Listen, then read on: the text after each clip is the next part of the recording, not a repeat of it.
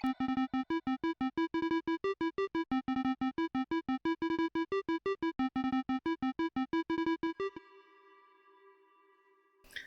and welcome to Items On, the podcast where you get to follow your favorite Melee personalities and players both on and off the sticks. My name is Ethiopium, and our special guest today is PPMD. How you doing today, homie? Good, man. How are you doing? I'm doing great. Usually how we start these interviews is we jump into what you were doing before you started playing Melee and how you found the scene. Yeah, so before I started playing Melee, boy, that's a while ago. Before I started playing Melee, well, right before I was, really I was in high school and I was really wrapped up in trying to do well on my high school soccer team. I was wrapped up in, I was going to a comic book store and playing some pretty casual Yu-Gi-Oh against people.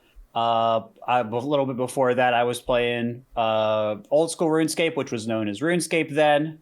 And yeah, so it was I had a couple different things, and then just playing a lot of different Nintendo games. I played a lot of variety games. I had a lot more time before I was devoting everything to Melee, Yeah, right? yeah.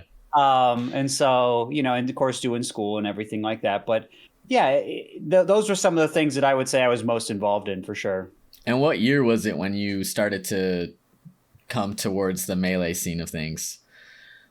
I was playing casually ever since the game came out, and it was actually one of my favorite games. But I started playing competitively in 2007, and I'm afraid to look at the comments of this video already because if they go, I wasn't even born then. Oh, I don't know if I can take it, but that's when I started, 2007. Good year, and the way that happened was I was just pretty bored one summer. I'd been playing Melee a lot. I was beating my friends in 2v1s or 3v1s casually. And I was like, man, is there anyone out there that can beat my Mario? That was the question I asked. And YouTube was starting to really pick up as a website at the time. And so, I didn't use it much, but I was like, oh, I'll just search, I'm bored, whatever. And so I searched professional Super Smash Brothers Melee players, and the rest is basically history, man. So, like, what was your first tournament like? Was there people influential to you that like got you to your first tournament? Were there people, or did you like have to go the Smash boards or Facebook route? How did you find the scene, I guess? I don't think they had Facebook back then. Oh man. Oh dear. It's so great that you asked that, because I think, I wouldn't even thought to bring that up. There was no Facebook. I mean, I think Facebook was like a year or two later, maybe, is when it started getting more popular. Maybe Facebook was like just for niche users. Maybe it existed, but it was really small. I don't think there was any Twitter. People, I think, talked on AOL Instant Messenger AIM then. I didn't get on that for another year or two, but I think people were doing that at the time. But I went through Smashboards. There was YouTube recommended things, and eventually one of them told me Smashboards. I was like, great. So I get in there, and I wasn't on the internet a lot back then, so I didn't really know what I was doing. So my first tournament was actually somewhere in Georgia. Really? I'm from North Carolina, so it's like a 3-hour drive when there were things much closer to me. And I went and I paid the entry fee, and my dad drove us, me and my brother, and he said, well, you got homework, right? And this hadn't started yet. And I was like, ah. And so I left. So I paid the entry fee and I actually left before the tournament started. I never entered it, which is like pretty weird. It was over like Labor Day weekend, I think. So it was like September 2007. And so I had to keep like, exploring like the forums and looking at the calendar. They had a calendar, but people didn't really use it. And so I was like, I finally had to like just try and get out of my comfort zone even more and like look around more. And I finally found people saying, hey, there's this event, in Charlotte, which was like an hour away from me. And this was in October. And so finally I went. Dad drove me again. And I would say, honestly, one of the people that, I'm certainly shout out to my dad for putting up with this, and for my parents for, letting me do this in the first place. Right. Because I don't think they were necessarily thrilled, but I'd been doing some other kind of hobbies and stuff. So they were kind of like, oh, whatever. And Dad wanted to also vet the people and make sure that they weren't, going to murder me or whatever. And they didn't. I'm still here. But I would say for someone that really influenced me to keep coming back, I would actually say someone that some people still might know now. His tag is Lozr, Lozr. And he was at my first tournament, and he was considered the best player in the state by far at the time. He pretty much whooped everyone. But he was a really nice guy. He came up and he talked to me, and he was like, "Oh, hey, you're doing pretty good at this event. I'm going to play Mario in winners finals for you." I was like, "Oh, hey, thanks." He lost, but he did it. He stuck to it, and he had a good time with it. And then he just ended up winning, grand finals. He just ran it back. But it was cool that he talked to me, he spent time with me, he played with me. It just felt like a really welcoming experience just to have someone that like everyone really respected to take that time out and say something nice. So it left a huge impression on me, and we actually played so much more over time. That was really cool too. And I would say the guy in finals with him was probably someone that kept me coming back, but for a different reason, because that guy was my first rival. And this guy's tag was I've jihaded. We mostly just called him by his first name though. Ali. Yeah, that makes sense. He chose it. I'm just relaying the information. Yeah, just telling the truth. That's all. That's how it is. It's a strong tag though. I'm not gonna lie to you. It's pretty cool. Yeah. And this guy he played Captain Falcon, and he was my first rival for like a year. And we got so bad when we lost to each other. We're like, oh, I know I can beat this guy's a fraud or whatever, yeah. Right? But like at the same time, we always wanted to get that one up because we knew the other person was trying to get better too, and it was really good. So I would probably say like for people that were really influential early on, I think those two were some of the biggest ones. Were you still playing like Mario during that time, or did you switch it to the bird later on? Like, how did that process go, picking your character and refining your play style with that character? Yeah, so I was a Mario main casually, and then I started playing, and then I saw a tier list. Yeah. And on Smashboards in 2007, the tier list was Marth and Fox tied for first, and then it was Sheik third, and then Falco fourth. That was the tier list then. Mm-hmm. That might have been the 2008 one. I might be getting them mixed up, but it didn't change too much 2007, 2008. But that was the one I saw. And I was like, oh, okay. And that was top tier. And I was like, oh, I want to play one. I need to learn about one of these guys. Like, cause I want to do good. I want to win. Cause I got, I hated losing. I would get mad when I lost. So, there weren't as many guides back then, and again, like I said, not so good at navigating the internet, so I didn't figure out that there were character forums for like a while. But there were two YouTube guides. There were two guides on YouTube. There was not a guide for Fox and not a guide for Sheik, but there was a guide for Falco and a guide for Marth. It was made by the same guy. His name's Overswarm. And I've talked about this a few times, and he's actually heard about this and come into my chat. So it's a big full circle moment. That's awesome. But this guy Overswarm put out tutorials on those two characters. And thanks to this guy's YouTube tutorial, I was like, okay, well, I'm going to learn these two characters because they're top tier, and I want to play some top tiers. And so I learned how to play Falco and Marth from his tutorials and from watching videos and then figuring out the character forums and things like that. And so I was a try main kind of. I would lead the set with Mario, and if my Mario got whooped game one, I was like, all right, got to pick a top tier.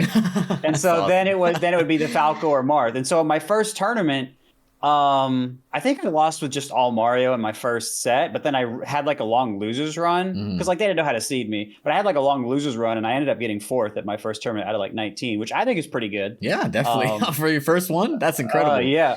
So again, I know North Carolina wasn't like a powerhouse state, but still I think it was really unusual for people to do that even back then. Definitely. And so, but I played the third best player in the state then, and I lost with Mario game one. And so then I just went Falco game two because I was like, okay, well, I just got so whooped game one. I was like, there's no way Mario's winning this. And so I'd switch. And that was kind of my thing is I would be going. So that would culminate for about a few months. I would be getting fourth at the events I entered. I would keep losing to like the same few people, but I'd be getting better. And then I would go to a tournament early January 2008. And I was like, this tri-main thing sucks because I got ninth. I didn't like that. I was getting fourth. That was okay. I got ninth. Oh, no, can't have that. Then I went to a tournament that was out of state. It wasn't like a big one because this was 2008. Brawl's about to come out. But it had like, the best players of South Carolina, really good players from Georgia. So like the average level might have been a little higher maybe. But I didn't. So I just didn't do. I didn't do as well, and so I needed to pick another character. And I played a. And so I was like, I'm dropping Mario. I'm picking one of these top tiers that I've been playing. And so Hmm. it was going to be Falco or Marth, which no one cared about the Marth for a long time after this point. But now a lot of people know me more for the Marth, so it's kind of funny. Yeah. Um, but I played this puff named Soft, who a lot of people don't know now, but some people might. Yeah. But he was at this tournament, and I played him with my Falco and my Marth, and I was doing okay. I think I was doing about the same with both. It was really close, and that's pretty much what he said. I think they're about the same, but I think your Falco is a little better. Hmm. But I was like, I don't want to do that. I want to play Marth because I liked M2K, and before that I really liked Ken, and I was like, I want to play Marth main. I want to be Marth main. And so, but I kept what he said in mind, and I went home and I played I played with my brother. He was my main practice partner, and he would pick Sheik against me sometimes. He mainly played Fox, but he would also play some Sheik. And every time I played Mars Sheik, I would get so unbelievably angry. Even if I won, I'd just be like, I'm so angry playing this matchup. I was like, but if I played Falco, I didn't have a matchup like that where I felt super angry. So I was like, all right, well, and then I remember what Soft said. I was like, oh, he's like, it's better anyway. I was like, okay, well, maybe we give this Falco thing a shot. Hmm. And so Mars Sheik is basically the reason I ended up being a Falco main. That and not wanting to do with Mario, not wanting to juggle characters. And so it's not maybe the most wholesome story, which I think people usually know me as a more wholesome person. Now we had a lot of growth. We had a lot of growth in our journey in Melee. So we don't hopefully learn that way anymore. But that's how it was back then for me. Do you think back then when you were still figuring out like what characters, the matchups, where you were as a competitor, was your goal always to be, one of the greats? Or was it at that point, maybe the local scene, maybe the regional scene, or maybe not even, trying to win tournaments in general, maybe just trying to get better at the game? Like what was your goals around that time? I had no belief that I was going to be one of the greats. I had no belief in it all. Hmm. Like I played soccer, and it's like I wanted to be really good at soccer. I didn't really know how to get better at it. They didn't have a Smashboards of soccer where I could ask questions. That would have been helpful for me probably. Yeah, yeah. But I was like, but I really wanted to get better, and I was getting better, and then I became like, I went from like being cut from my middle school team to being like, one of the better players on my high school team. Hmm. I wouldn't say I was a star or anything, but I was one of the better. I would say I was pulling my weight anyway. Hmm. Um, but that's kind of, but it was like a small town, and so it's like, what is that? Like if I think about that in context of Melee, it's like, am I really going to go the distance with that? Like I had no reason to think I would. And even when I was getting better, people would be like, "Oh, you're getting so good. You're doing this, you're doing that," and I'd always be like, "No, I suck. No, I suck. No, I suck." And my goal was never to like be one of the best or whatever. My goal again, it's kind of similar to the character swap stuff. I just wanted either to not be disrespected by other people or them to not disrespect North Carolina, or I was like, oh, I think I could beat this person. So if I just got better, I was like, or maybe it's like, wouldn't it be cool if I could beat this person? When I started going out of state, like I lost to Scar the first time. I played Scar. Scar was like a high level player then, and I was not. Hmm. But I still felt like, I feel like I was kind of nervous when I played him because it was like a big out of state thing, and I felt like I was starting to really represent North Carolina then. And then the second time I played Scar, I felt a lot more confident, and I felt like I was like, okay, no, I really want to run this back. And so I had that type of feeling, and I feel like video games for me were always kind of different than sports or whatever. It just kind of came more naturally to me. Maybe it's because I started video games a little earlier. Maybe just something about the way I think. Maybe just because I don't know. But it improving always just made more sense to me for Hmm. whatever reason in video games. And so I think that in certain ones anyway, first person shooters, well, not all of them, not all video games, but I think fighting games, it seemed like that worked, that I was able to figure that out better. But yeah, so no goals for that. I mean, I wanted there to be a power ranking when I first started because I figured out that was a thing, and then I wanted to get higher in the power ranking, kind of classic. And then it's, I become, and then by around the time I became the best in my state, was also around the time I was starting to, pick up some good results or get closer to some pretty good players out of state. So I was like, well, I want to get better against like these players that are kind of in the South or, closer in the East Coast, a little bit above North Carolina. And I was like, well, okay, I want to get better so I can do better against those people. And so then that became my goal. So it was always just to put one foot in front of the other, try and get better to beat these people sort of thing. It was never be one of the best or anything like that. And get the respect of other people really is what it came down to at the end of the day. And once I had that respect, I think then that became its whole new thing for me. Like, where do I go from here? And I, was kind of adrift for a while trying to figure that out. That's really interesting. You said something interesting in that answer, which was you always had like this idea of improvement in video games, and it like came a little easier to you.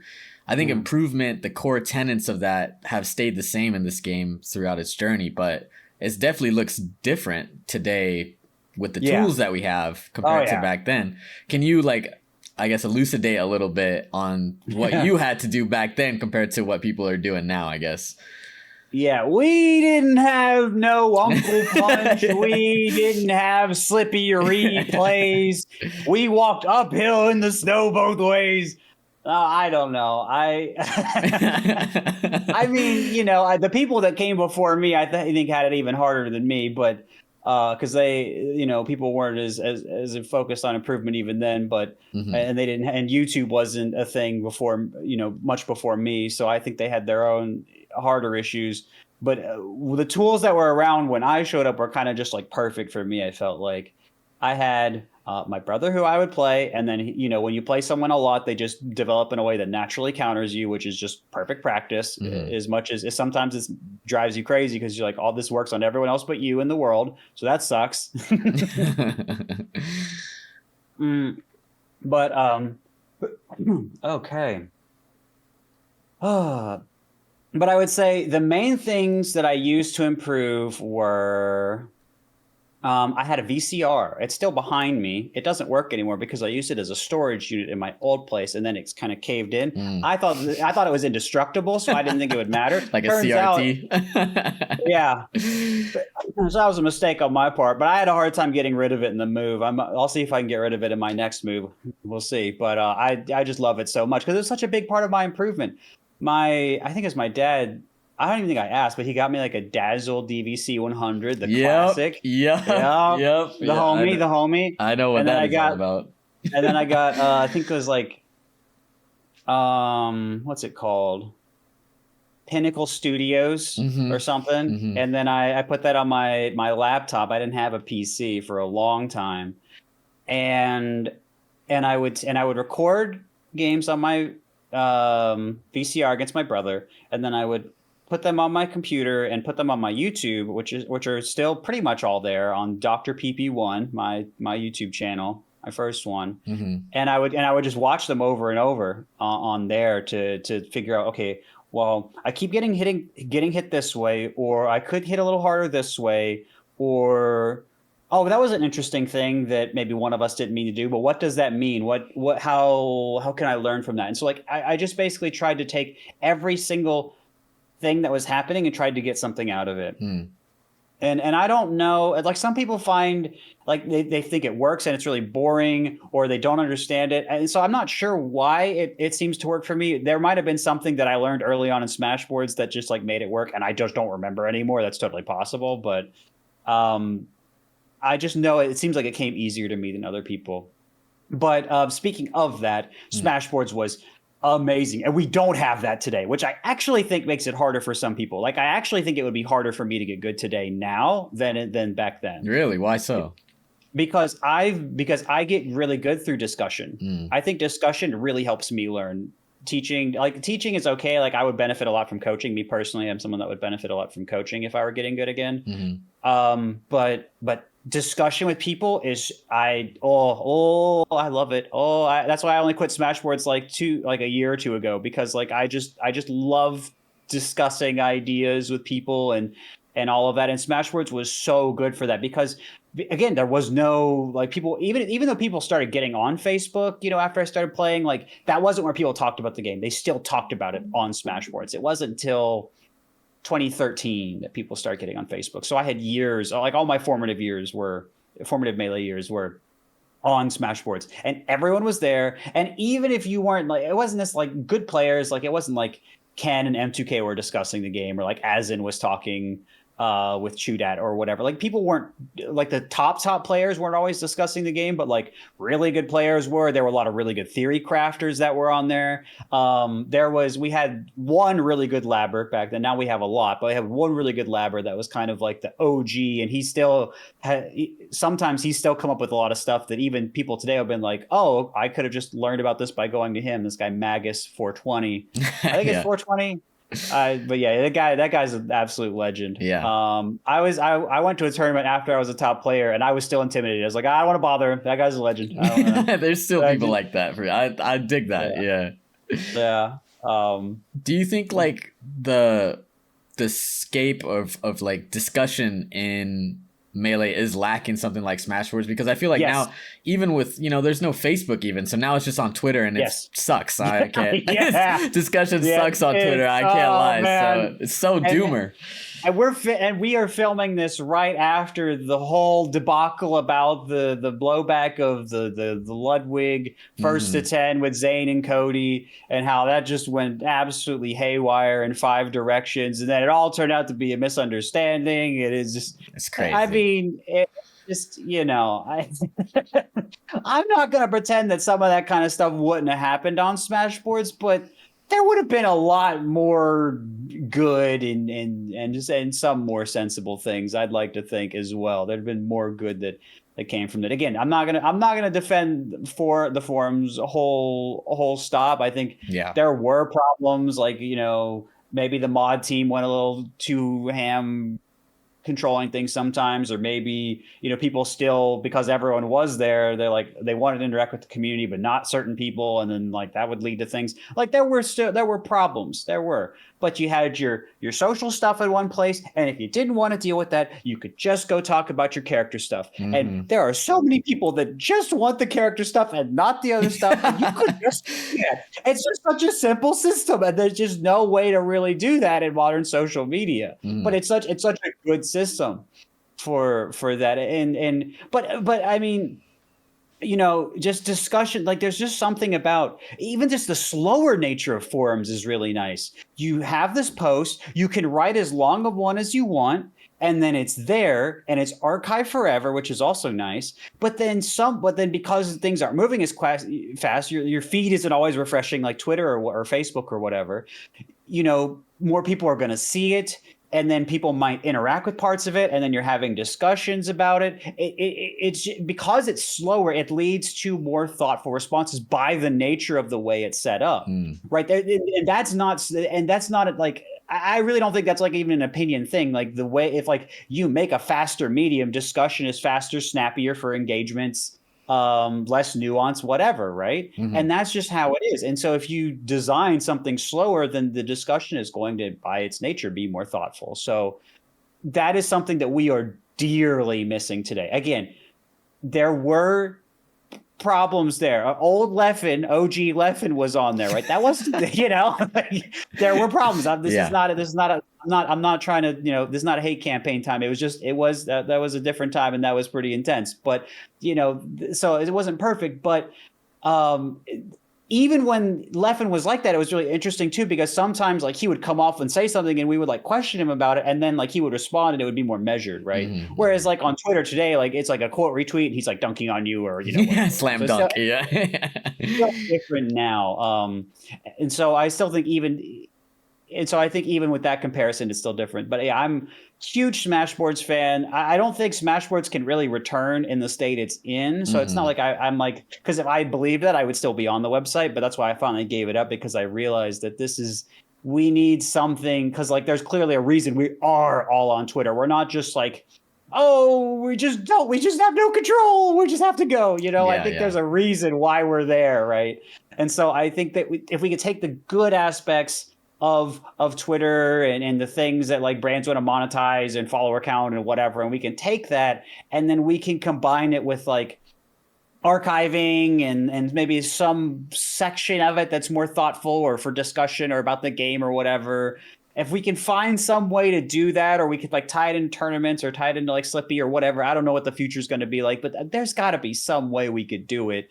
You know, if we could make Slippy, if we can make Uncle Punch, if we can, you know, run all these events, I feel like we could figure out, we make Start GG, which used to be Smash GG. We could figure out a way to make a platform that can run well for itself and run well for us, and everyone can win. I would like to think, and that's, you know, I kind of want to make a video about it, but it's just one of the things I don't have fully fleshed out. But I just believe that we can do it because you know, that's the cool thing about being a grassroots community, right? Yeah, definitely. I definitely agree with you that. I have maybe a little aside before we get back into your career and your Melee. How do you, you know, take on the job or the responsibility of being a community figure in the day of social media? I mean, I remember once actually I tweeted at you some question about Marth Peach like in 2015, and you had this full response for me. I naively tweeted you and you had this great response in the DMs and you gave me so many tips and stuff like that. And it's like, I was like, man, PPMD uses this differently, I feel like. Do you still like try to do you like follow a lot of that stuff? Are you, because I mean, you have to do it for your job, right? For the money wise, you have to be socially committed to social media, I guess. Yeah, I think this is the big esports trade-off. I like to think of it is you can get the money and you can get the clout and then you can play this full time, but you gotta be on social media, and that is a big but. It is. And so I the way I used to interact with the internet was if I had a notification or someone was responding to me, I have to respond to it. I have to give them my time or whatever, because I really wanted to help. And also I really wanted to give back because people did it for me when I was a nobody. I wasn't known or anything, and people still helped me. And so I've always wanted to give back like that. But now I recognize, you know, I can do that in my own way. But I guess what is it? But I guess that's not totally answering your question. So let me kind of go back to that. What is it like being a community figure today? And it's kind of weird because I really am a community figure more than a player right now. So I'm in a really weird spot in the Melee community. My journey has just been really weird by like a lot of accounts. I'm an outlier in a lot of accounts, and being a community figure is really odd. I don't really use, well, I don't tweet. Let's say I don't use Twitter, but I get on Twitter pretty much every day. I just don't talk on Twitter because it would be good for my brand probably if I talked on Twitter more and I had my follower count going up instead of down. But it's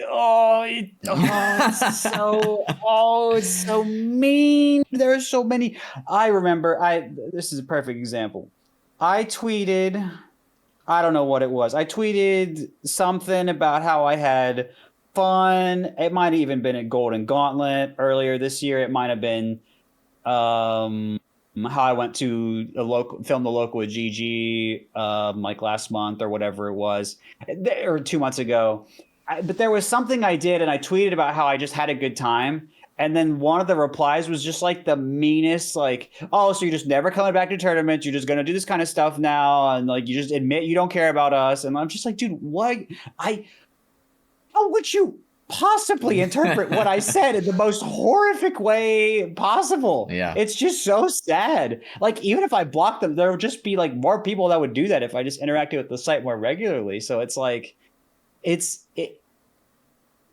just a hard site to use and be happy. I'm sure there are ways to do it. I'm sure I could do better. I'm sure that's totally all true.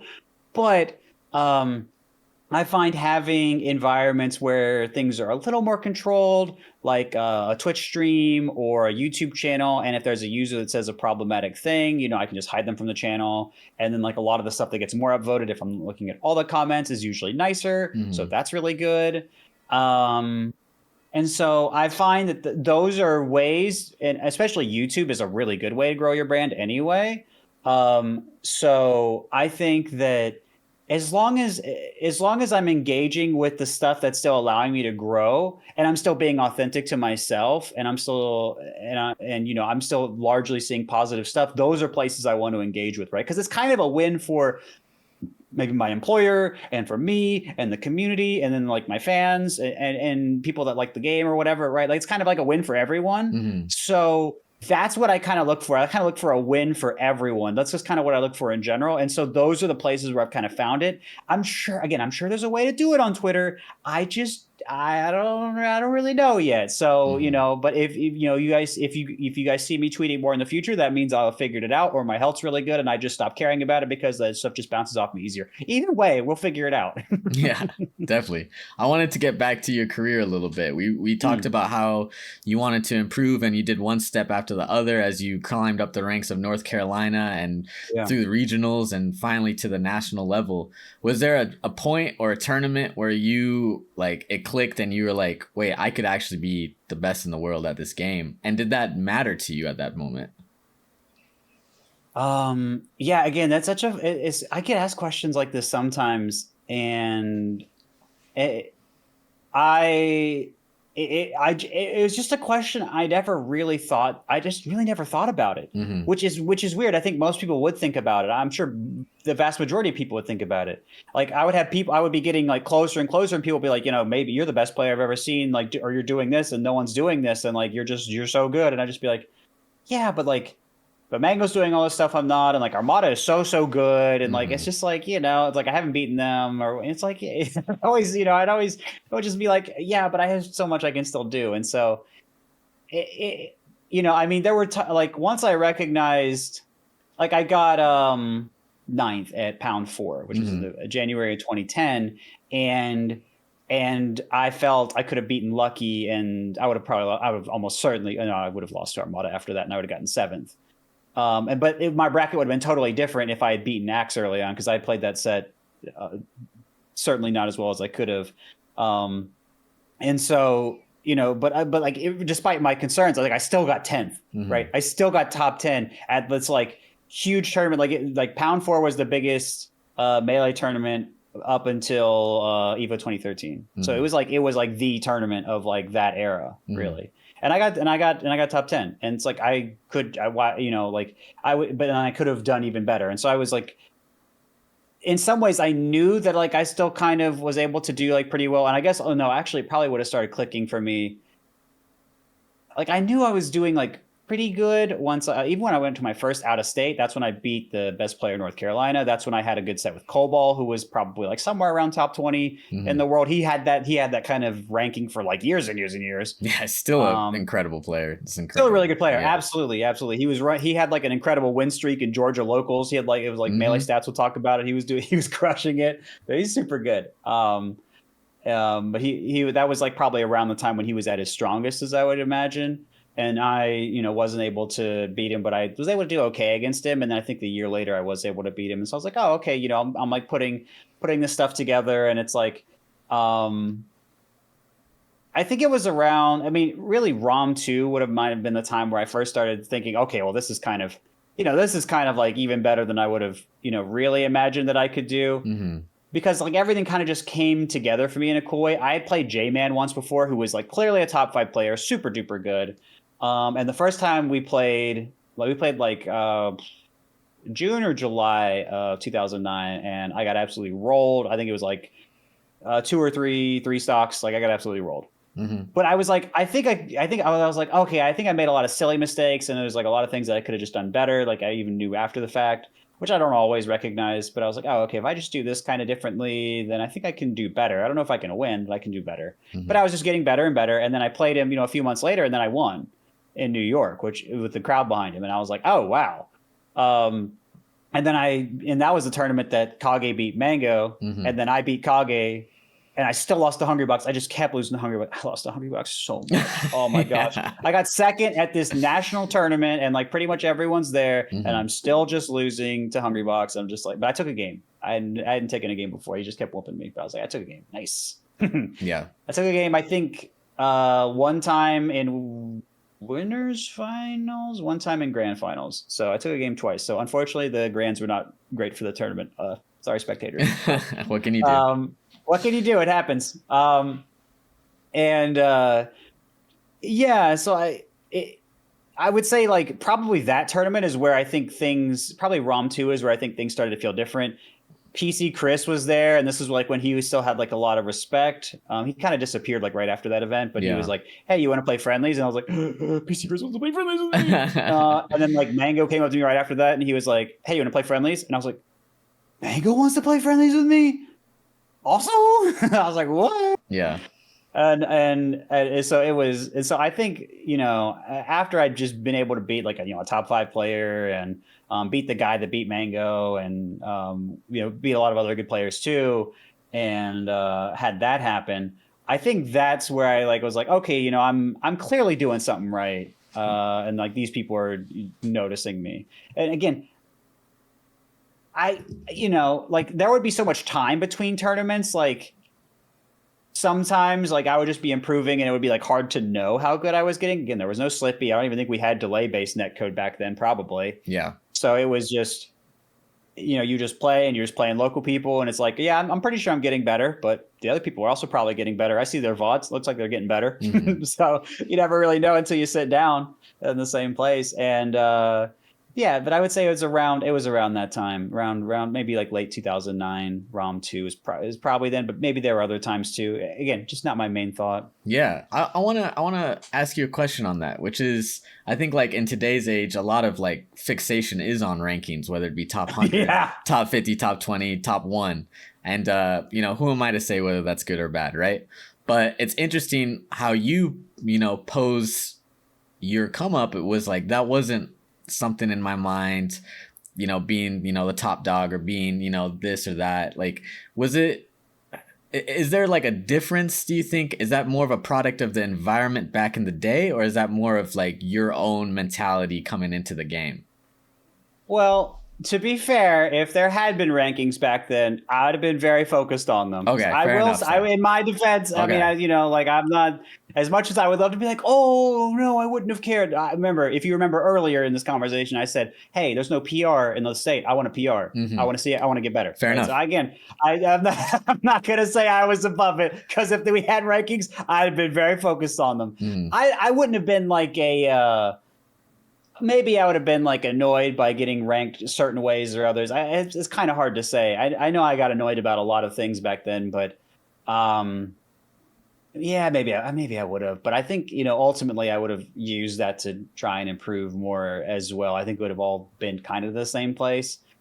But yeah, it's rankings are a lot, and I'm glad that we didn't have them. I really wanted them. I remember there was this thing there was this project that started in 2007 that kind of stopped right around the time I started, or a little before. It was called this East Coast Power Ranking, and I Hmm. ranked every person on the East Coast.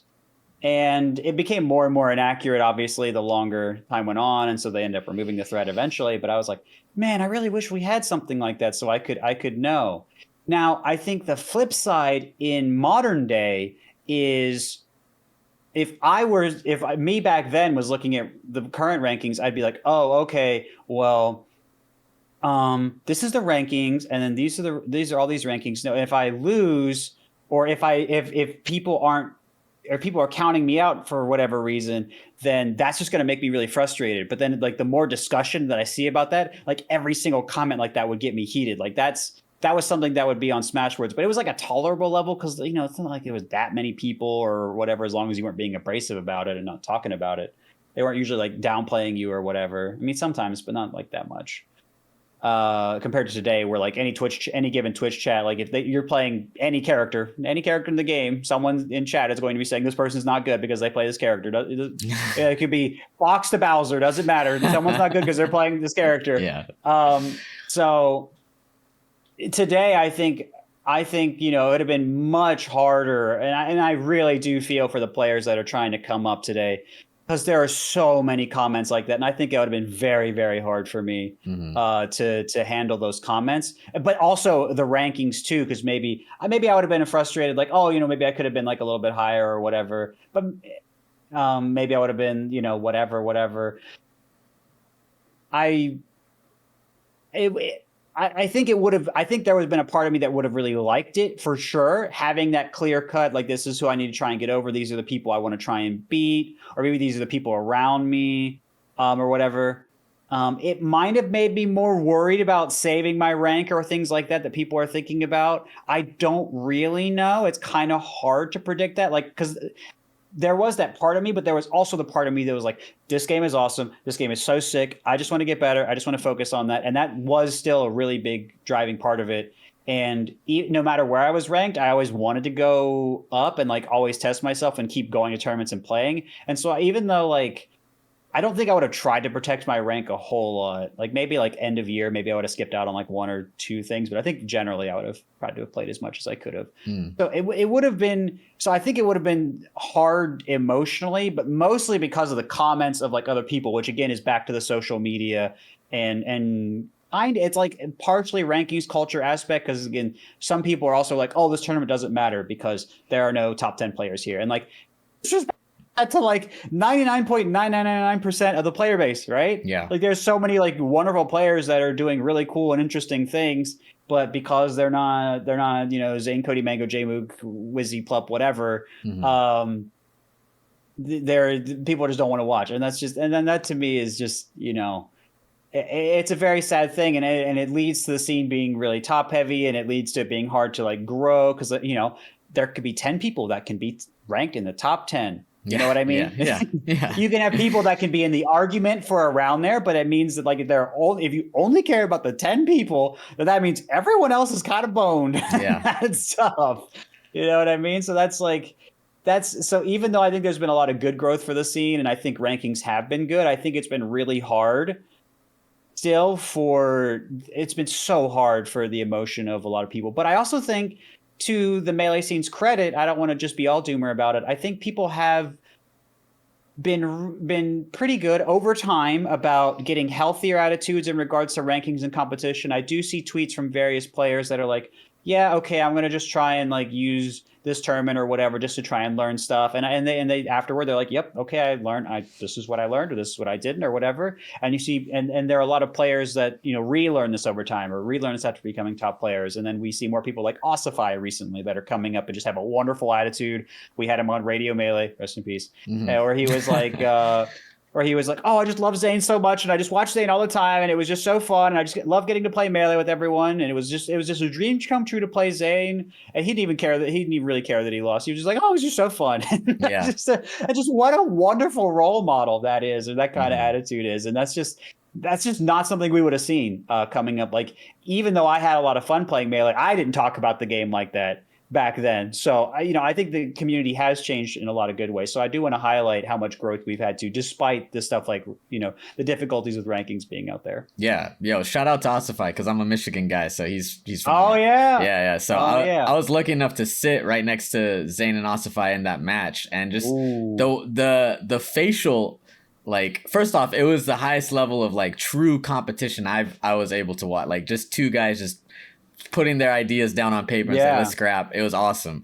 But the facial, like, you could see how they were enjoying it, but they were stressed at the same time. Like, it was like, you know what I was saying? They're smiling, laughing. It was really, really awesome to see that. And I totally agree. Like, the mindset that he has is I feel like the right one, where it's about this like improvement, and it's fun, and it's a blessing. And I think that can definitely get lost in all of the discourse and all the comments and all the pressure. It's so hard to keep your composure, but it's super shout out to him for doing that. Do you have, like, if for people who want to get to that top 100, top 50 level, and they can't, let's say they come to your advice, say, oh, PPMD, man, I feel like a lot of this pressure, I feel a lot of this discourse, like, would there be anything that you would try to tell them and say, hey, this is stuff to keep in mind as you go up these ranks?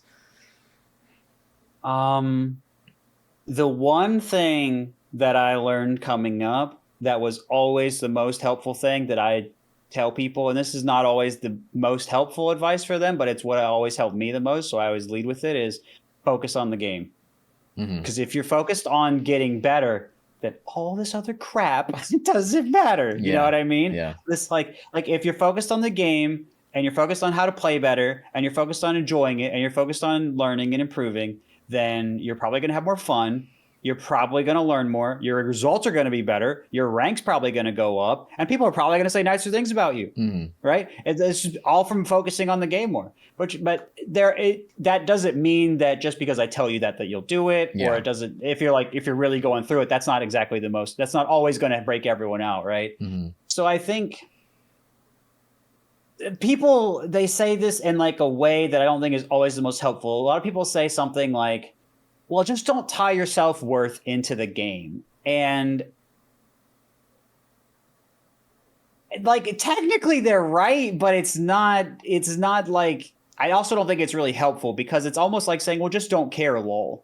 You know what I mean? And caring is awesome. It is wonderful to care. It is so sick to care about Melee, because it's an awesome game with a cool community, and we're all just trying to do dope stuff. And we're doing this ourselves, despite the corporate overlords trying to crush us. And the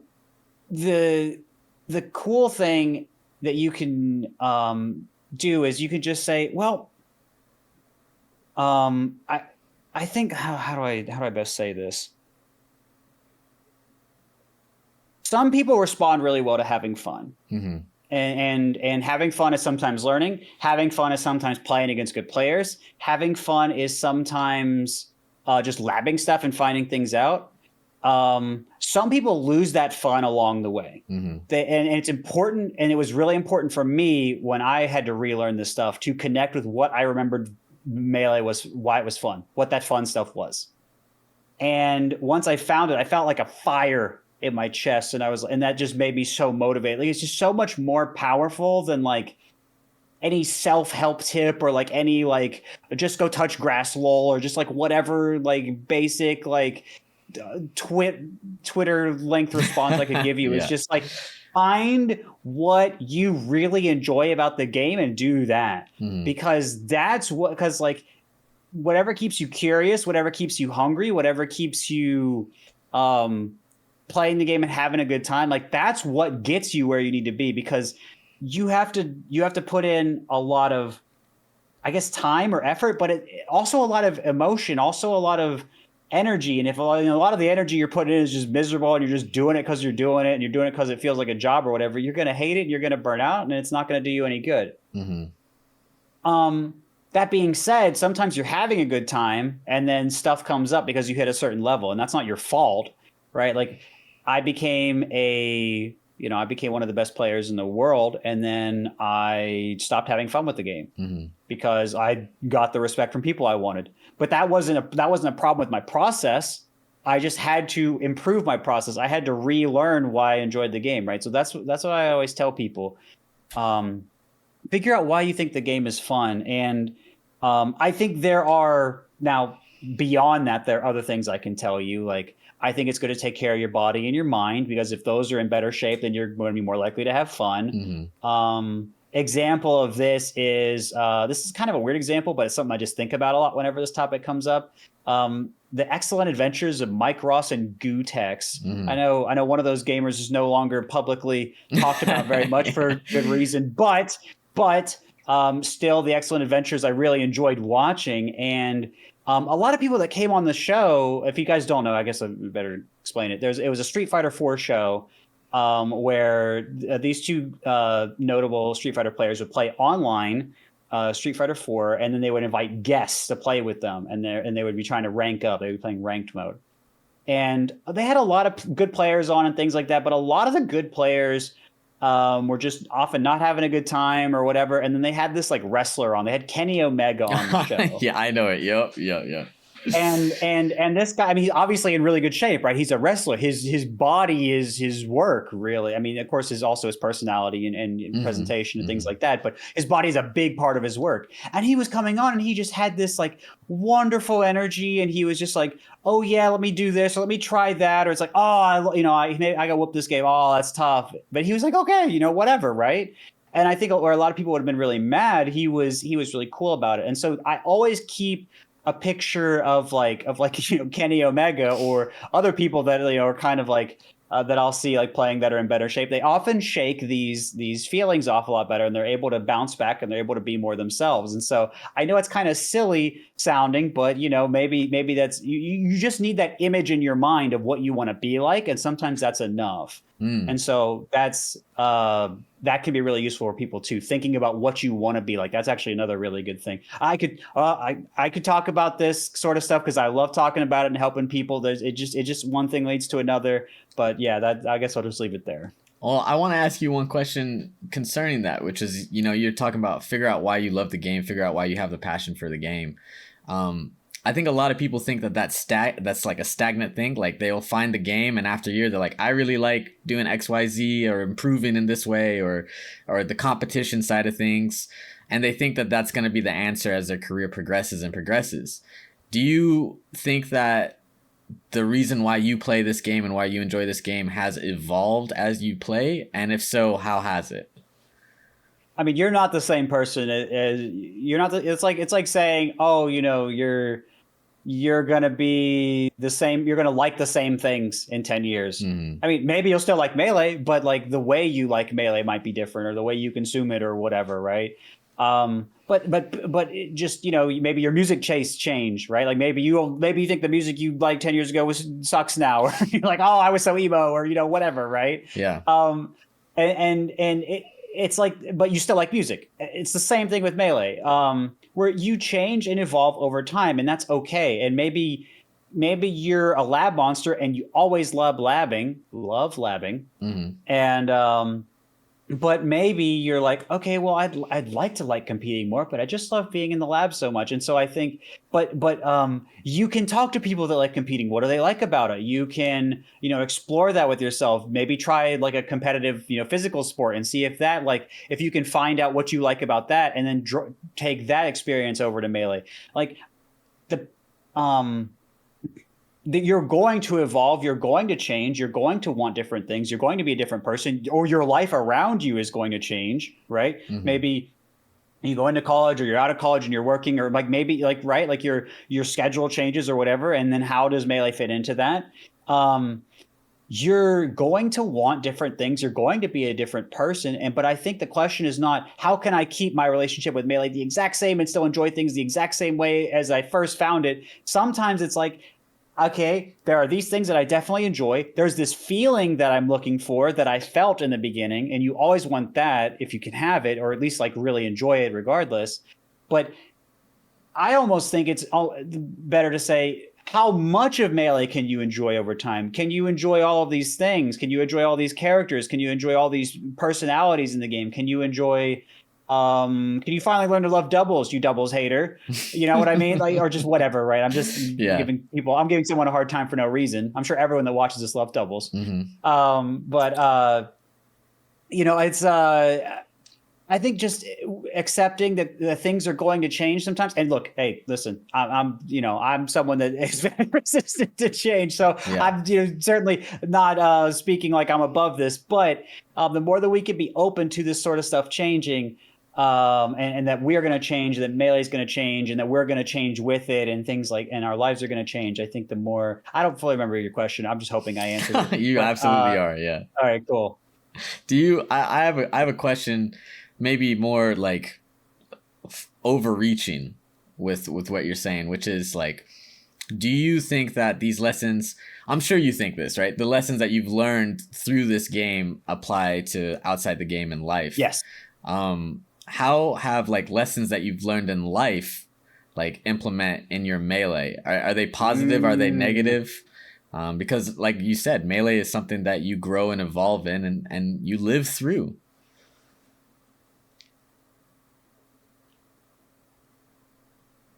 So when we say outside the game, just so I can fully understand the way I want to answer this. So we're also including like outside the community, or outside like anything like let's say like I've learned, I don't know. Like, I mean, things from my Twitch Discord. Like I've learned things from that, and so it's like technically in Melee, but it's not part of like competing or whatever like that. And I think that I think community. I think that includes that. I mean, I guess what does it mean to you? Sure. So maybe I'll take the broadest one, and then we can maybe focus in a little more. But cool.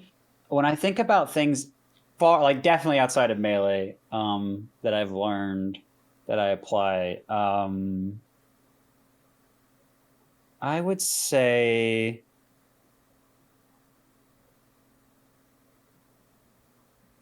I learned before I started playing Melee competitively. I was really into running. I was Hmm. very skinny when I started Melee. Again, I wasn't like an insane runner, but I really enjoyed running. We would have soccer practice and I would ask the coach if we could run. And he would like look at me funny. Like I Yeah. loved running. I loved running. Hmm. Um, and I was a fat kid, and so um, I ended up losing the weight by just doing the thing every day, or pretty much every day, just getting out and running pretty much every day. And so there became, I learned not as a conscious thing, but as an unconscious thing, that if I just do something regularly, if I want to get better at it, like that's the way, because that's kind of what running taught me, and it kind of worked that way with soccer too, to an Hmm. extent. So I was like, if I just keep after this like every day, and I just really go after it, then I think that's how I'm going to get better. Melee was actually, I actually took that concept farther, and because I could think about the game when I wasn't playing it. Like thinking about running when you're not running doesn't, I mean, it probably helps, but not, not to the same degree, right? Um, so I felt it. I felt that real discipline, daily practice. But again, running is kind of interesting because you do it and you're done. Hmm. So with Melee, I wasn't always like, oh, I feel like I need to play more. It was just like, maybe I would like to play more, or maybe I wouldn't, or maybe I need to do something else. But it's like, as long as I was able to play like pretty regularly, I was pretty happy with it. And so I think there's that same kind of idea. Like maybe it's raining one day and you don't run. You're not like, okay, well, now I've lost all this momentum or whatever. It's like, okay, well, this is just not the day to run. In the same way, sometimes stuff happens, or maybe your wrist hurts or whatever. And it's like, okay, today's not the day for Melee, right? Hmm.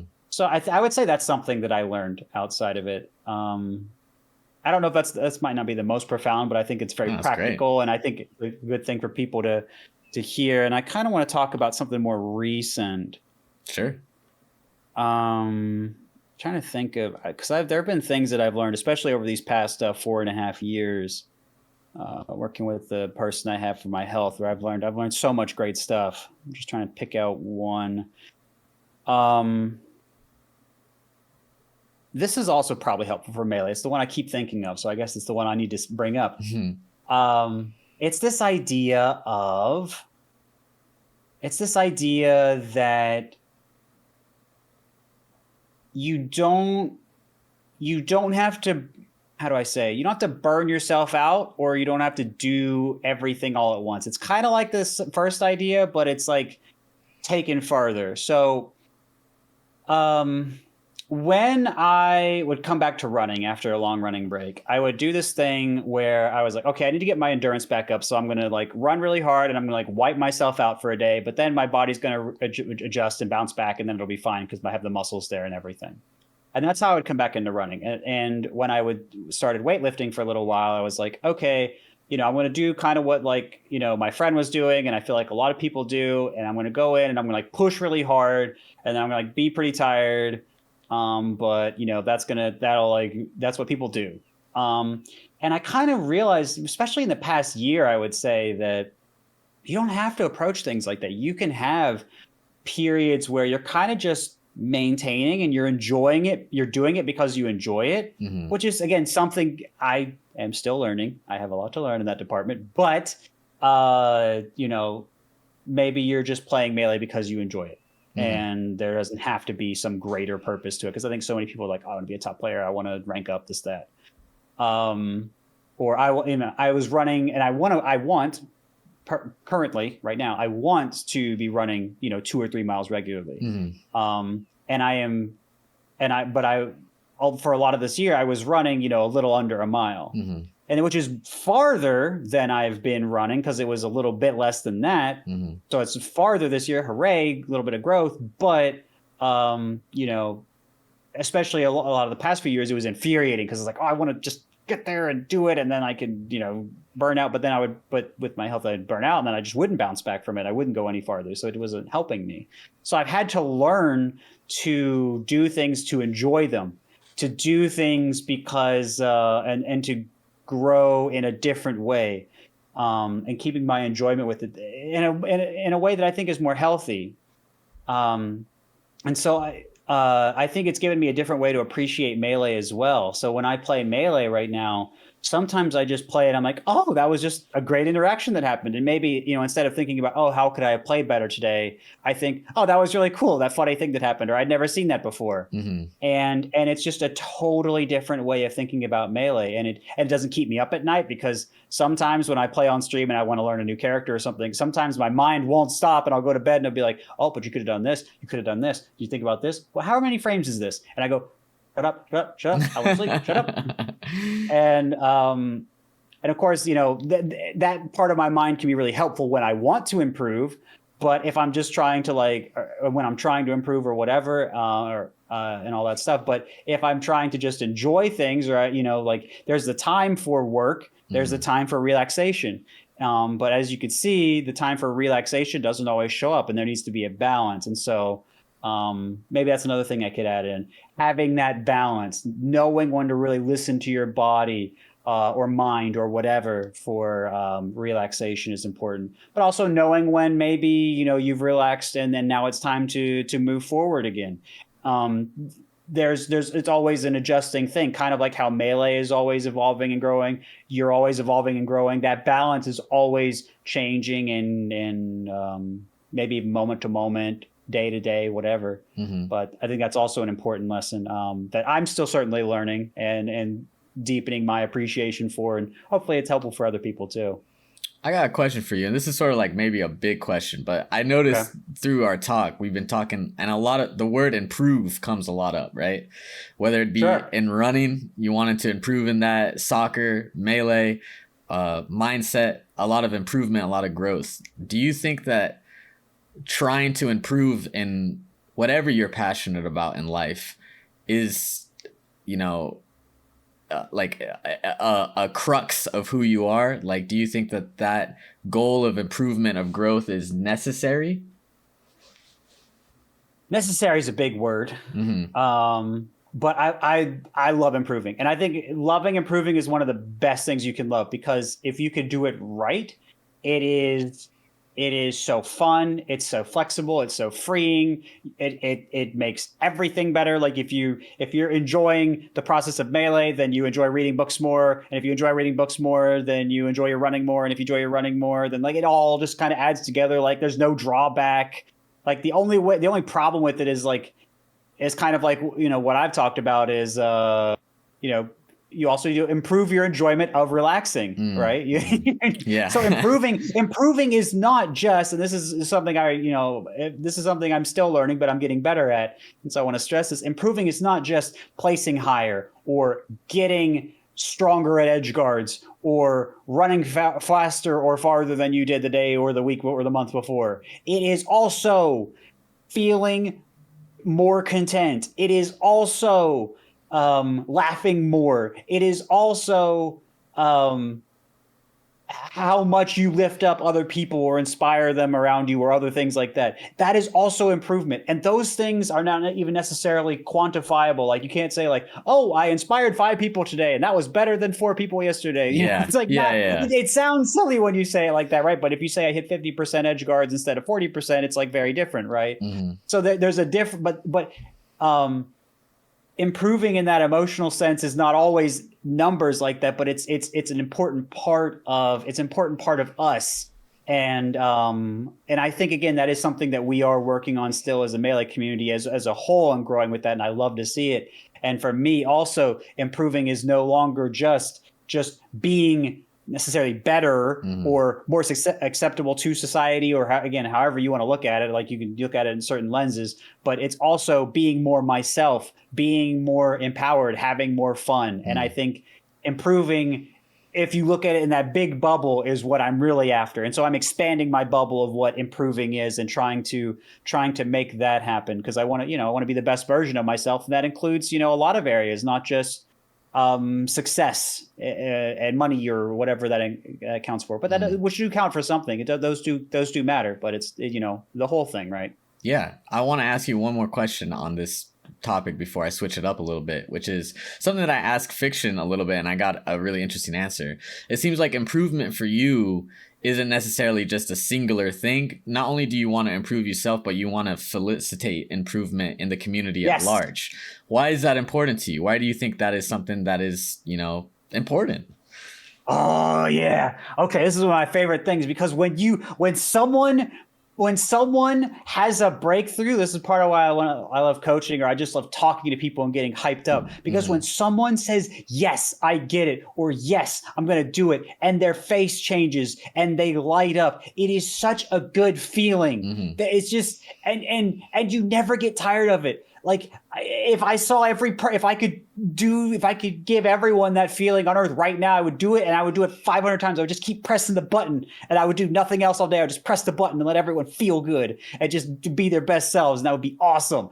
Because that it's just an awesome feeling. Because not only it's not about like, oh, I did it. It's not, this isn't, I mean, like, sure, I'm like maybe glad that like my experiences in life or my suffering or struggles or whatever have led to that. And I have my own ego too. So I do feel like, okay, I am kind of cool for that sometimes, sure. But there's just something so inherently awesome about the joy people feel, and just feeling that is just awesome. Like I pick up on those feelings from people a lot, and I just love when people feel good, and I love when they feel inspired, and I love when they're ready to take something forward. And again, they don't even have to thank me further or whatever. Like, I don't care. I just am glad when people are happier, and that change is noticeable, and it's so good. It's so cool. Oh, it's one of my favorite things in the world. I love that feeling so much.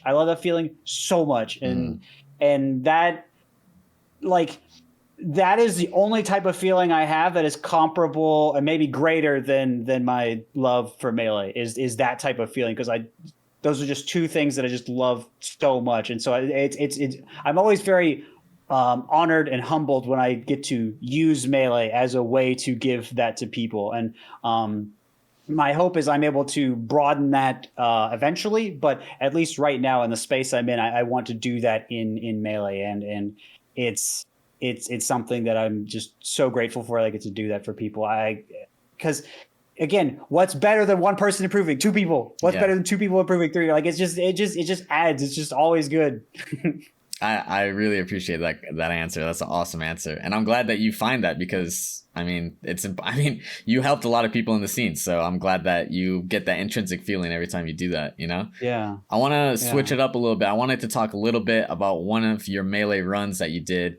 We could talk all day. This whole podcast could be about some of the tournament runs you did, but I want to just focus on one.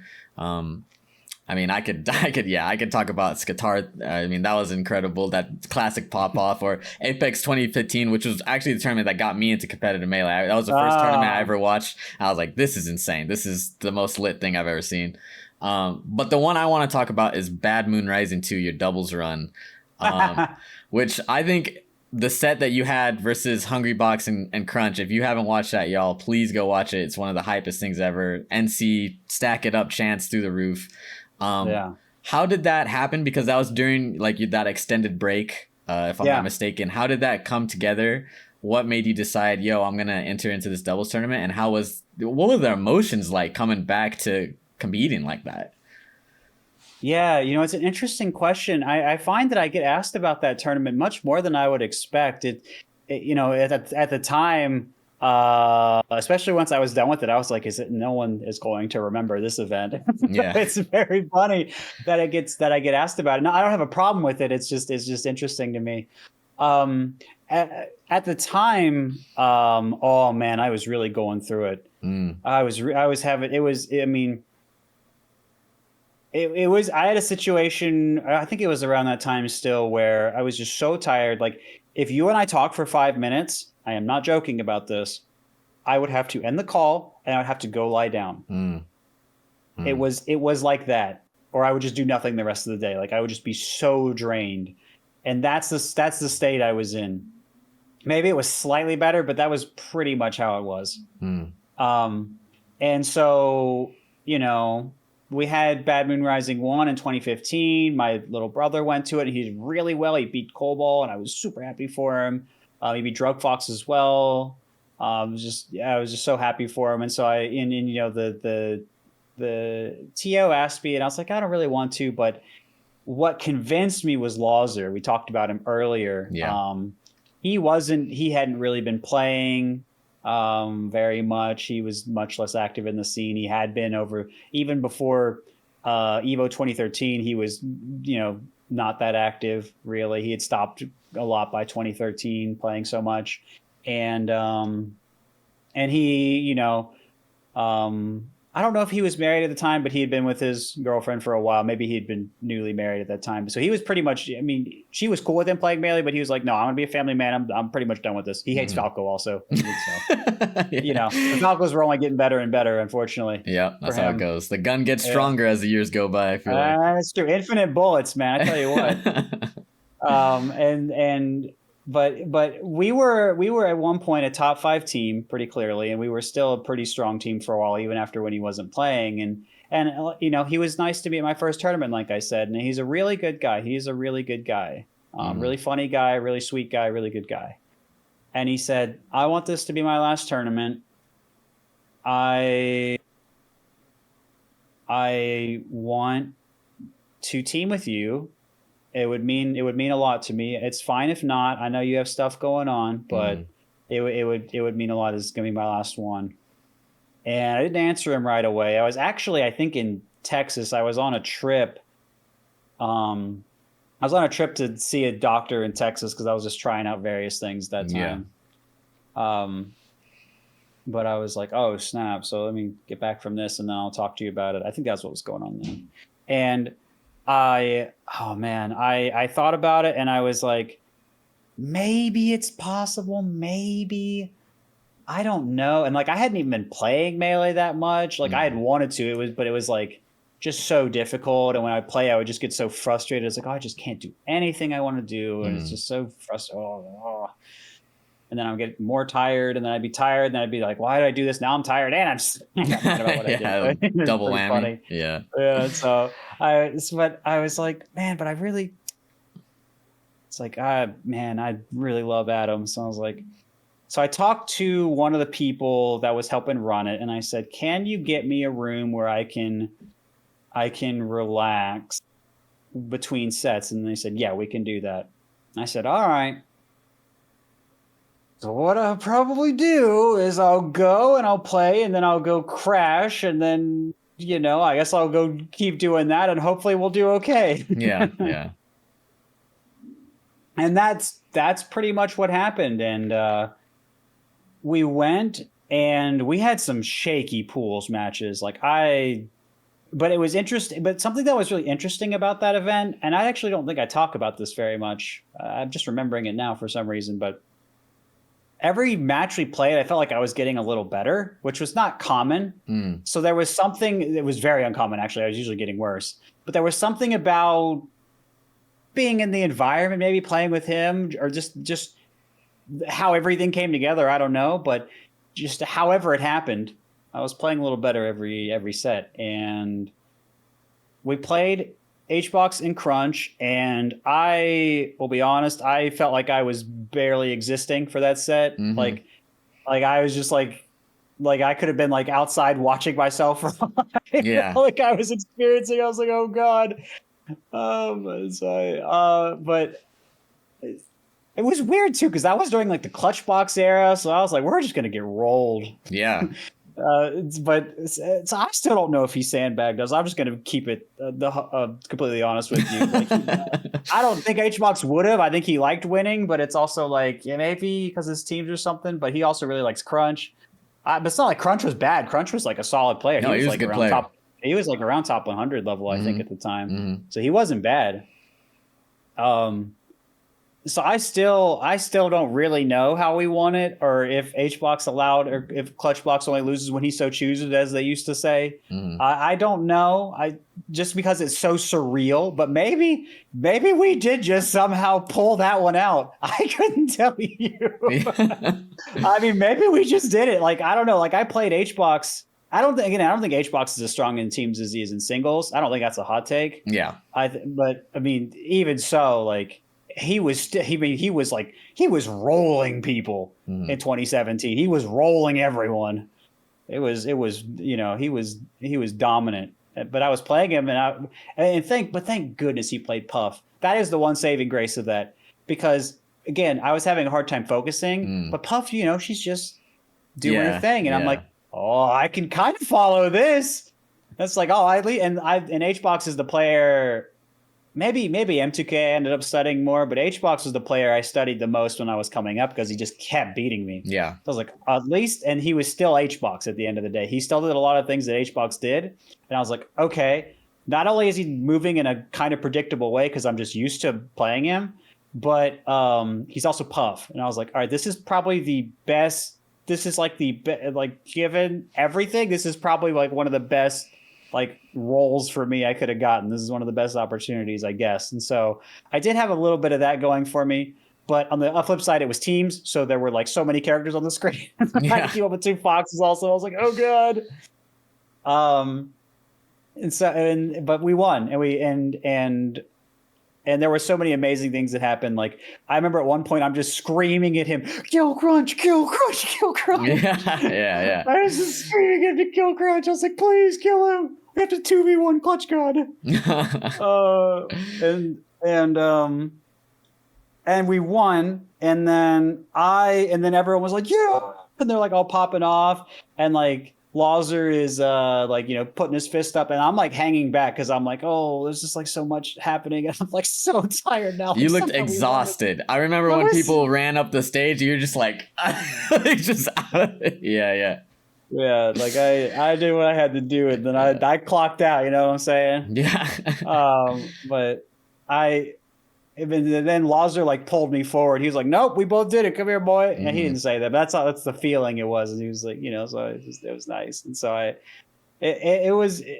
it's really an interesting experience to look at it hindsight, because my health has come so far since then. But to know I was still able to have an achievement like that, given how much I was struggling, I think just says like how perfect like Lawser and I were in teams together, and how, you know, how great the North Carolina crowd was, and just how great that energy was, and just, I don't know, just like what a cool experience, and how affirming that is for me that, you know, Melee is somewhere I'm meant to be if I can do that even in those conditions. Again, this is no disrespect to Crunch or HBox. No. I mean, they're awesome. Yeah. It's just, I think just how wonderful that it is for me to have been able to do that in those circumstances, and to share that with Lawser and everything. Yeah, that's an awesome answer. And please go watch that if you have not watched that set. Even if you're a doubles hater, you will enjoy. It's a fantastic set. I want to ask you a question that I ask a lot of people, which is on legacy. What do you think your legacy is? And is it important to you to build a legacy? I can answer the second question a lot easier than the first, but it would probably be character building for me to answer this, and then see what the YouTube comments say and see how close I get.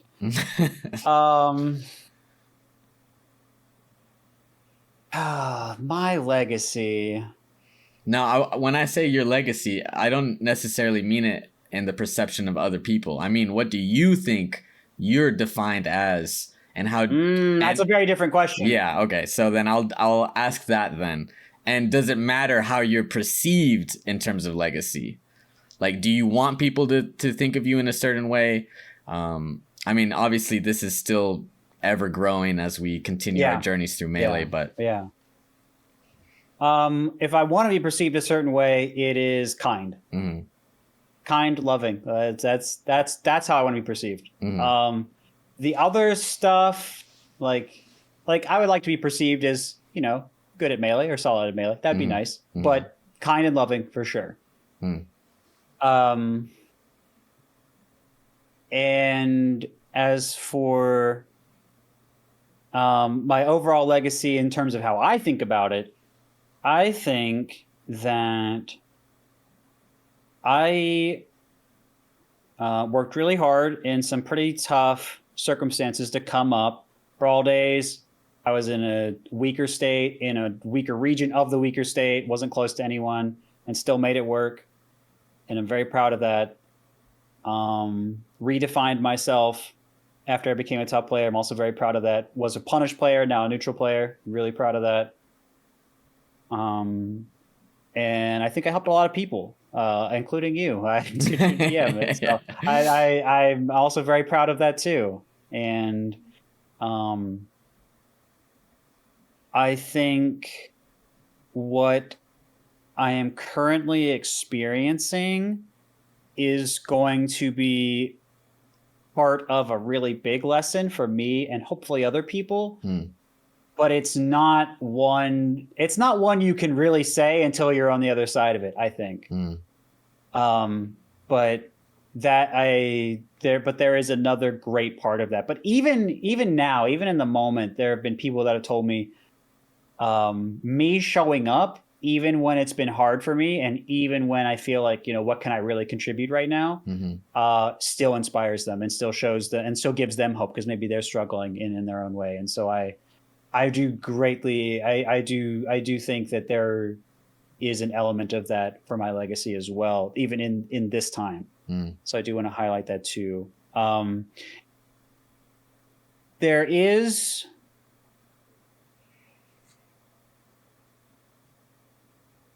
something, I mean, there's more I want out of Melee. I don't know if how much I care about like being like a huge brand. I mean, I guess I'm like, one of the 5 guys and all that stuff. But I don't know if I care about like having like 1 million subs on YouTube or whatever like that. I don't know if I care about being a brand in that way.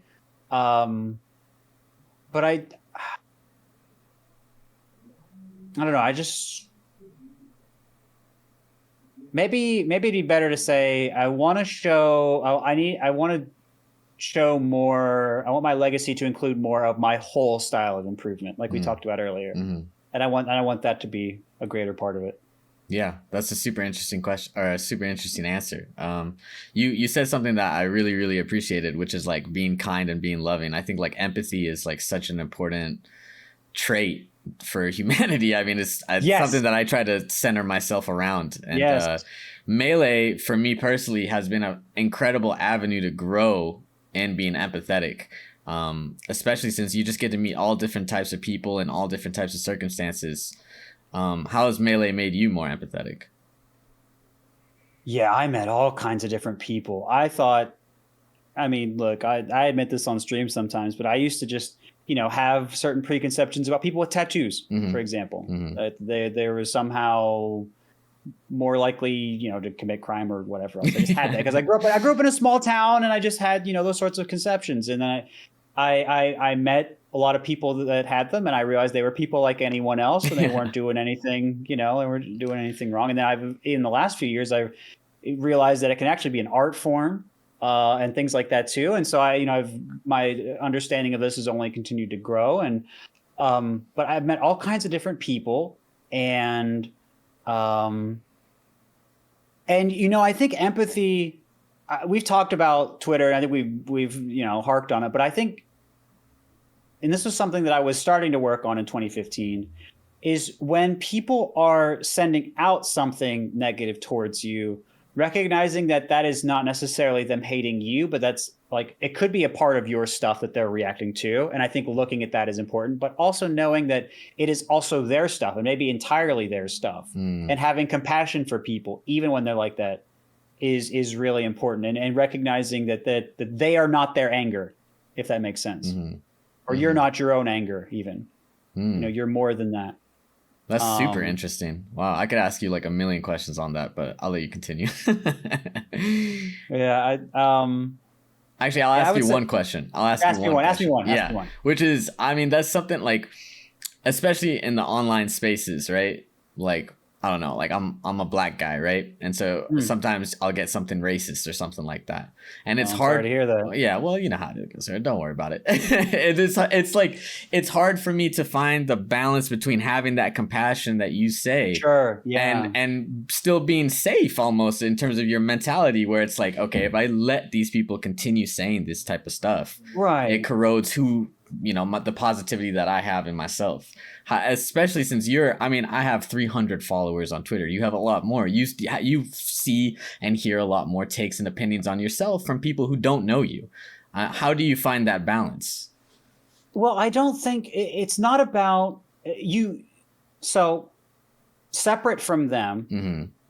there's your own way of looking at yourself. Mm-hmm. And I think if there's anything that throws you off, I think like I talked about before, it's an opportunity to learn. Mm-hmm. So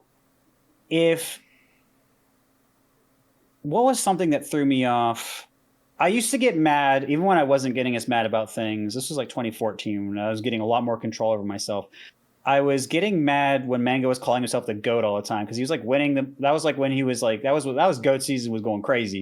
That was when he first invented that, and that's when Mango Nation was absolutely out the wazoo and all that stuff. And I was really angry about it, and I was venting to someone, and they were like, "So you're mad that he's calling himself that?" And I was like, "No, I'm not mad. I just think it's correct the way he does it." But like then I realized that like I was mad, and I felt like like kind of threatened by it, and there were these other things that were actually an issue within me, the way I perceived myself and the way I still wanted appreciation from others, but it was coming out through the way Mango was talking about himself and other people. But it was a me problem. And so when I recognized that, I was like, oh, okay, if I just say, if I learn to, be more comfortable and confident in my own skill, then whatever he says is not going to have that effect. I still can respect him as a player and still know he's incredibly smart, incredibly skilled, and he has incredible gifts. But I don't have to take the way he talks about, my skill or his skill as the truth. I can take it as how he views it, and I can have my own way of viewing it. And having that separation was something that I had never done that before, but it's a skill that I had built up more over time. And it's something I'm still learning, but I'm getting so much better at it.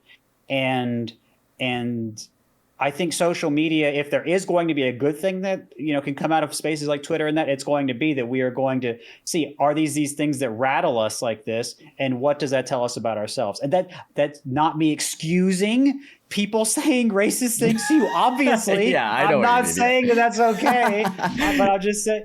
But what we can do to how we can still be strong despite whatever that nonsense is, I think is really good. And I think it sets a great example for everyone. But we start with ourselves because that's what we can control, right? We can control ourselves and we can control how we respond to things. So let's do our best with that. That's a great answer. Love that answer. I could keep on asking you questions forever.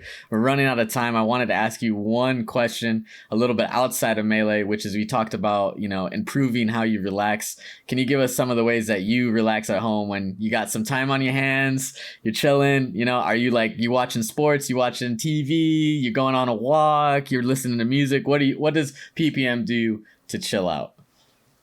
It's actually perfect that you ask me this because I'll be totally honest with you and say this is an area where I could stand to improve a lot. Actually, okay. It's something that I'll talk about in our sessions a lot when I'm working on my health, and I'll be like, yeah, I just I'll be worked up about something, or I'll be holding something that I don't need to. I'll be like, this thing, like I know I don't need to hold it, but I am. And it's like, how do we relax and because I still feel like a desire to be, productive and things like that a lot. And I'm still better about it. I'm still getting better at, just kind of going with the flow and doing things that I still think are fun, but truly relaxing, like just, like going for a walk or things like that. These are things that like my conditioning and my way of typically thinking, I still need to undo and work with that. And I'm going to be honest with you about that, but I can still answer with, some of the tools I have. And one of them is rarely, but occasionally I'll take a bath and it's a nice time. It's a nice old time. I'm just sitting in there. Sometimes, I'll let my head sink back and the water will get in my ears and like, I'll really feel like I'm in like a different space and it's really nice. And kind of in relation to that, I was doing, what are they called? Sensory deprivation tanks. I was doing those floats for a while. Same kind of idea, but taken farther. And I'm going to get back to that eventually. But there are and this is part of why I like, like people say entertainment like is not a real job or whatever, but like like those are some of the best ways to relax. Watching entertainers. Like I watch I watch corporate VTubers. I mean, people think it's kind of weird, but those people because they're in a corporation, they're kind of restrained and they don't say things that are too crazy, but they can still they can still be pretty silly and it's pretty fun just generally. And so I'll enjoy some of those or other streamers. Like I'll watch Ludwig occasionally or whatever. I was watching Yu-Gi-Oh! GX like a while ago just because I was like, I mean, I'm just gonna because when you were a kid and you're watching this stuff, you think about it one way, and the almighty YouTube algorithm recommended it to me, and I was like, well, how would I think about this absurd scene? Like, there's one scene where they're like, they have to blow up a satellite, and one dude turns into a T-Rex, and there's an alien that's also a Yu-Gi-Oh card, and they have to go blow it up, or the world's going to get their mind wiped. And it's just so absurd, but it's so being able to also think out to these silly situations is also kind of good because it takes you out of the mundane day-to-day stuff, right? And so even the silliness of these kid shows is still kind of just good in a way. It's still a good way to relax, or at least take your mind off this other stuff and take your mind to a more flexible place. And the nice thing about a lot of kid shows is they're laughing a lot. The themes aren't as heavy, and there's a lot more upbeat personalities, which can also be really helpful. It can also be just relaxing by that nature. And so, yeah, I would say some of it's just the type of entertainment you consume, because some people they go home and they listen to true crime podcasts, and I worry about you people. You know what I mean? Yeah, I definitely know what you mean. That's crazy to me. I don't know if it's a culture thing, but it's I don't know any brothers who are yeah, I'm gonna go listen to about murders when they get home. Yeah, they're I'm gonna put on a basketball game. But to each their own. Sure. To each their own. You know what I mean? Right. But I mean, you can go home and you can watch. I guess I won't name names, but you can watch a pro gaming player, and maybe they're raging or they're calling their teammates or their opponents bad or whatever. Nice after a long day of work, you know what I mean? And it's is that really relaxing? You're watching someone just be it's still just so heavy, you know what I mean? Something fun, I think, is what you're trying to find with your relaxation stuff. But again, it can be simple. I was taking walks for a while, and I want to go back to that.